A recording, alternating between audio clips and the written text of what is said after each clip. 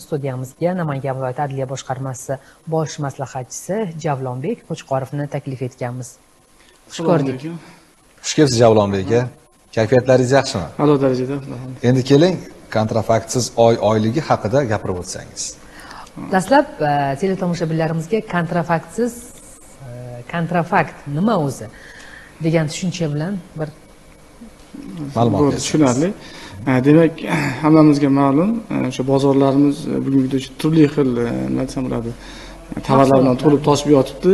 Ammo bularning ichida o'sha ayrim qo'shtirnoqchidagi tadbirkorlarimiz tomonidan o'sha xalqimiz uchun yoki o'sha aholi uchun taqdim etilayotgan mahsulotlar ichida o'sha yuqorida ta'kidlab o'tilganing xalq tili bilan buni qalbaki, soxta, boshqa ham deyishadi. Yoki shunaqa nimalar bor, haligi birga bir deyishadi, lyukskopiya degan narsalar chiqib ketdi bugungi kunda.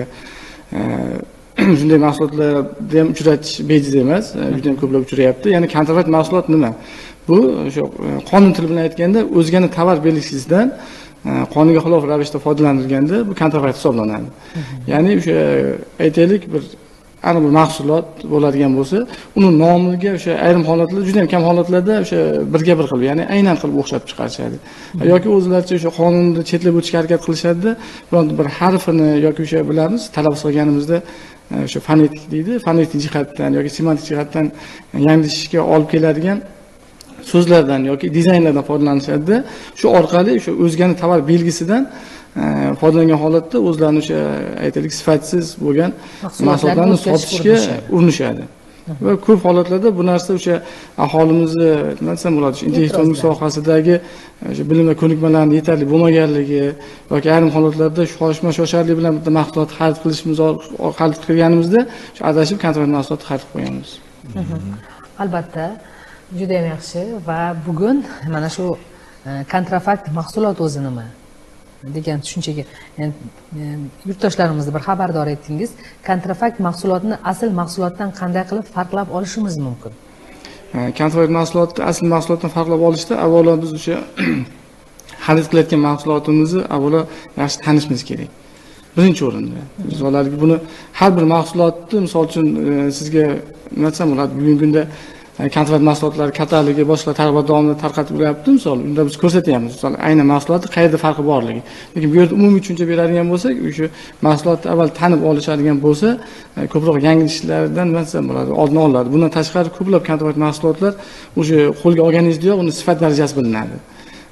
Ko'plab biz uchratamiz, misol uchun o'sha layfhaklar tayyorlaymiz, boshqa qilganimizda uni sifat darajasi nima desam bo'ladi, umuman iste'molga yaroqsiz holatda bo'ladi. Ya'ni uni aytaylik shirinlik mahsulotini oladigan bo'lsangiz, uni o'rovlari mustahkam, ya'ni o'sha tashqi havo ta'siridan mustahkam qadoqlanmaganligi, ya'ni qaysi joylari nima desam bo'ladi, bir yaxshi havo kirib ketishi, yaxshi yopishmaganligi deymizmi, yoki bir ishlab chiqarish yoki iste'molga yaroqlilik muddatlarini ko'rsatilmaganligi yozilgan bo'lsa ham xabaringiz bor, ya'ni qadoq oldin chiqadi va uni iste'molga yaroqlilik muddati keyinchalik o'sha chop etilishi kerak, ya'ni bosilishi kerak-da. Ayrim holatlarda uni shu qadoq bilan birga ya'ni chiqarib qo'yishadi. Bu qachon chiqarganligiga ham o'sha gumon tug'dirib qo'yadi odamda. O'sha narsalarga e'tiborli bo'lishlari. Salomatligimizga salbiy ta'sir. Albatta, bu har bitta narsada nima desam bo'ladi, kontrafakt mahsulotni nimaga savdosi yuradi?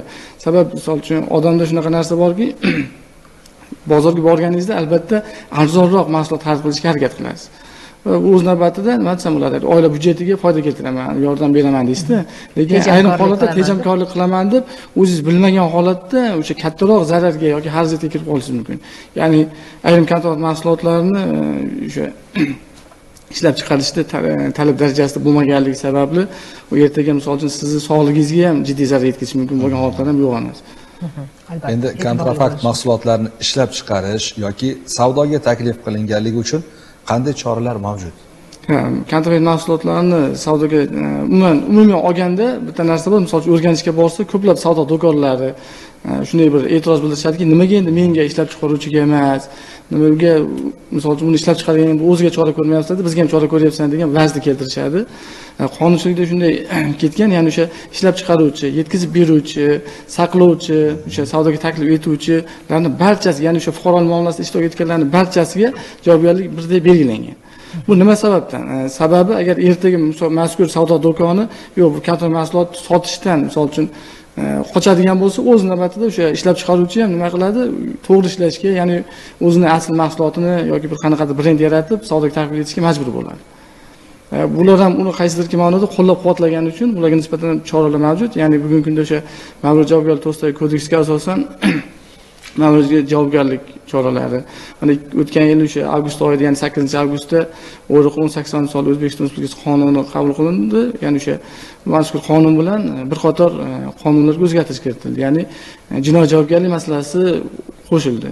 Agar yetkazgan zarar miqdori ko'p miqdorda deb baholanadigan bo'lsa, jinoiy javobgarlikka tortish masalasi ham hal etiladi. Bundan tashqari o'sha tovar belgisi, xizmat ko'rsatish belgisi hamda tovar kelib chiqqan joy nomlari to'g'risidagi qonun, ya'ni 37-moddasiga asosan o'sha nima desam bo'ladi, kontrakt mahsulot ishlab chiqargan shaxslarga nisbatan eng kam haqqini 100 baravardan 200 baravargacha bo'lgan miqdorda jarima jazosi qo'llanishi ham belgilandi. Masalan, men mana shu o'zim bilmagan holatda kontrafaktsiz mahsulot xarid qildim katta summaga va men o'sha sotuvchiga borib aytganimda u tan olmadi. Men kimga murojaat qilishim mumkin mana shunday holatda? Mazkur holatda siz misol uchun adliya boshqarmasiga yoki uni hududiy bo'limlari bor. Bundan tashqari o'sha raqobat qo'mitasi bor. Bizning bu yerda o'sha iste'molchilar huquqlarini himoya qilish bo'limi bor. Yoki bevosita ularga murojaat qilish orqali ham o'zingiz huquqlaringizni himoya qilib olishingiz mumkin bo'ladi. Albatta, bu tomonlama yordam berishadi. Yana shuningdek, tovar belgisini, ya'ni brend deymiz, ro'yxatdan o'tkazish uchun qayerga murojaat qilishlari kerak bo'ladi tadbirkorlarimiz va tartibi qanday? Shular haqida ham ma'lumot bersangiz.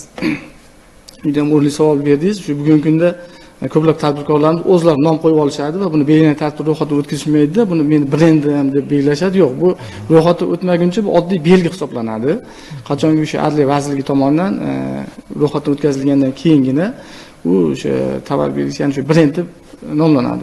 Yuqorida o'sha qonunning nomini aytib o'tdim. Bizda shunday nima desam bo'ladi. Qonun nomi uzoq bo'lganligi sababli, uzun bo'lganligi sababli shu qonunda jumla ketgan tovar belgisi deb nomlanadi degan. Shuning uchun tovar belgisi yoki brend deb nomlaymiz. Aslida o'sha brend nafaqat mahsulot, balki xizmat ko'rsatish belgisi. Misol uchun o'sha ayrim savdo do'konlari, xizmat ko'rsatish shoxobchalari, misol uchun restoran, kafelarga ham nom qo'yilyapti. Mazkur belgilar ham o'sha tovar belgisi sifatida baholanadi. Mazkur belgilarni ro'yxatdan o'tkazish uchun hududiy adliya boshqarmalariga, shuningdek bugungi kunda o'sha prezidentimiz tashabbuslari bilan o'sha vazirimiz tegishli byurolari qabul qilingan. Bunga asosan o'sha tadbirkorlar yoki aholiga qulaylik yaratish maqsadida davlat xizmatlari markazlarida, o'sha biz ham davlat xizmatlari markazida o'sha intellektual mulk muassasasining xodimlari joylashtirildi. Bundan tashqari o'sha patent vakillari joylashtirildi va bularni o'sha ertaga sarson bo'lmasligi hamda o'sha o'zlarini mazkur sohadagi nima desam bo'ladi, xizmatlarni qulay amalga oshirishlari uchun. Endi tartibga to'xtaladigan bo'lsak, tovar belgisini ro'yxatdan o'tkazish uchun hech qanday bir haligi ko'pchilikda qanaqa hujjat ketadi, boshqa qiladi, hech qanday ortiqcha hujjat talab etilmaydi. Faqatgina o'sha tovar belgisini rasm ko'rinishi bo'lsa kifoya. Ya'ni sifatli bo'lgan rasm ko'rinishi bo'lsa bo'ldi. Mazkur belgini o'sha imi.adliya.uz sayti yoki o'sha yagona davlat xizmatlari portali, bilamiz hammaga ma'lum, mygov.uz mazkur portaldan foydalangan holda ham elektron shaklda topshirishlari mumkin. Demak, masofadan uslubiy yordam ko'rsatish masalasida bemalol bizga murojaat qilishlari mumkin.